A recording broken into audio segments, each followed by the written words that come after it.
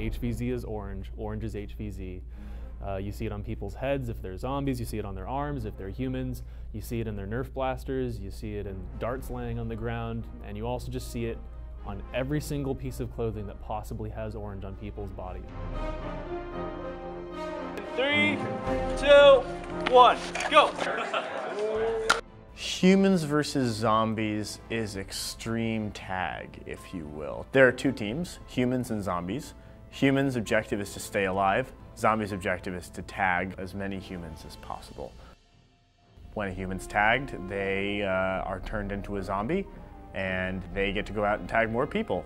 There is a way to go from being a human to a zombie, but not the other way around.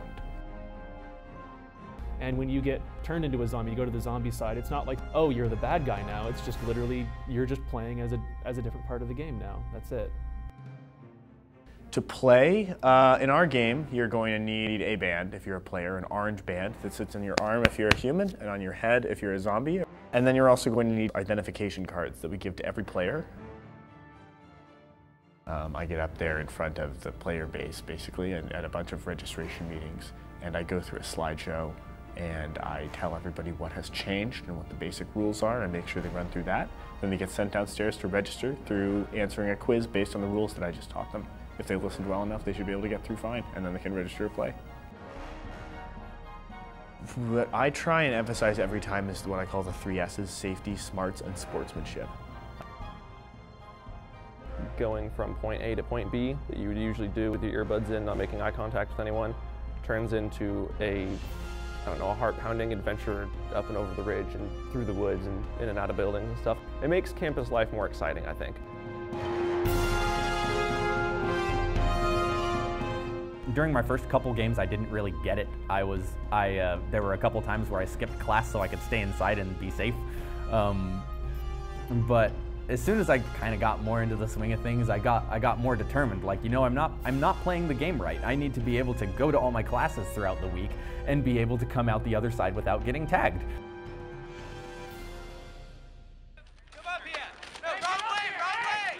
I usually have classes past noon, so I would wake up at like 10 and then go back to sleep and then wake up at like 11 and run out of the house with my ass on fire.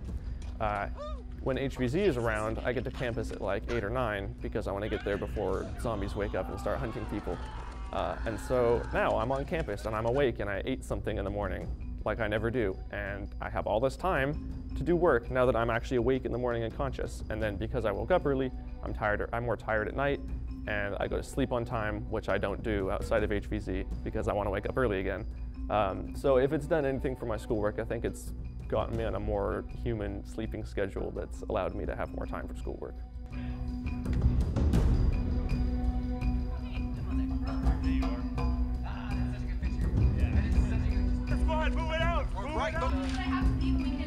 So here's what we're gonna do. We're gonna go around back. I played the short first game that I played and immediately thought to myself, this was a blast. I want to get involved so I can help make this club better and make sure that it's still around for future years of players. Mods don't exist outside the game. They're players as well, but they pull themselves out to deal with situations. If there's conflicts, mods resolve them. If there's questions or injuries, mods take care of that as well. They're basically the game staff. I wanted to join mod staff because I wanted to make a difference in the game. First, I had to go up to our recruitment officer, Kyle, and say, hey, I want to be a mod.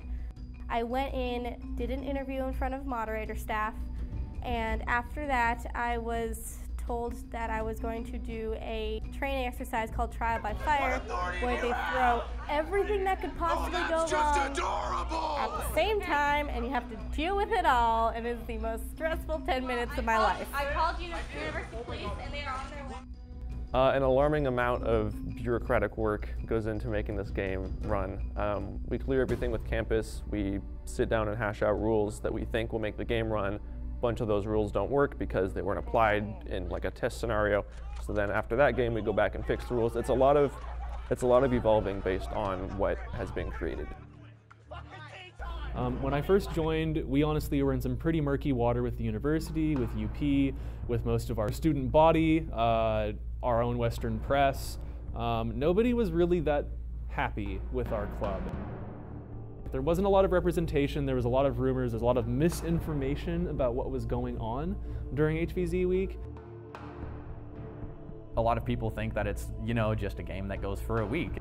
And sure, at surface level, it is that, but we have special events every other day, and they're called missions, and a lot of organization goes into those missions. It's 3 hours at least per mission to just figure out how everything works.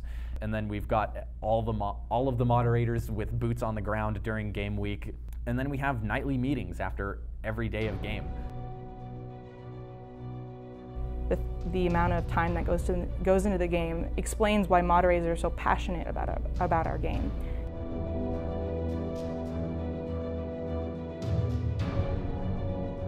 HVZ as a whole for me is about the community. It's about people coming together. It's about offering people the opportunity to not only meet new people, but to kind of get out and explore campus. There's a huge social aspect to it. You've got people meeting each other, you've got people like speed friending. When you're trapped on a wall with 5 zombies in front of you and there's somebody else there, that person just became your best friend until you get off that wall. And maybe afterward, you never know.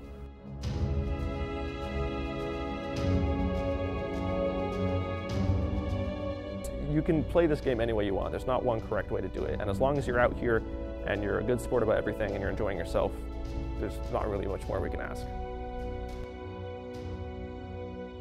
My favorite games are the ones where we just have tons and tons of people, because it just makes campus feel so alive.